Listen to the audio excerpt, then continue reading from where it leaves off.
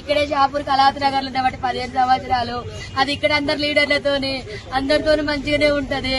దాని బిడ్డకు ఇన్స్టాగ్రామ్ లో శివ అనేటోడు పరిచయం అయిందంట. అది ఒక 5 days కింద లేచిపోయింది. 5 days కింద లేచిపోతే పోలీస్ స్టేషన్ లో కంప్లైంట్ ఇచ్చిందంట. పోలీస్ స్టేషన్ లో కంప్లైంట్ ఇస్తే సార్ వాళ్ళు వెళ్లి అబ్బాయిని తీసుకొచ్చి అమ్మాయిని తీసుకొచ్చిల్లంట. నా బిడ్డ 3 రోజుల నుంచి వాడింట్లో ఉంది. నా బిడ్డకి ఏమన్నా అయింది ఒకసారి టెస్ట్ చేయండి సార్ అంటే కోర్టు తీర్పు వస్తుంది, ఇవాళ చెక్ చేపిద్దామని చెప్పి సార్ మంగళవారం పెడదామని సిఐ గారు అన్నారంట. అక్కడ నుంచి దాన్ని ఇంటికి తీసుకొని వచ్చింది. మరి వాళ్ళని ఎట్లా నాకు తెలియదు సార్, వాళ్ళ లోపలనే ఉండే. వాడు ఎట్లా బయటకు వచ్చిందో తెలియదు. మా అమ్మ ఇంట్లో పూజ చేస్తాను రమ్మని బిడ్డ పిలిచిందంట. వెనకాలకెళ్ళి చెల్లె పూజ చేస్తాంట. వెనకాలకెళ్ళి తన చున్ని తీసుకొచ్చే వెనకాలకెళ్ళి వేసి బుద్ధి చంపేసింది సార్. చంపిన తర్వాత నా చెల్లె చావలేదంట.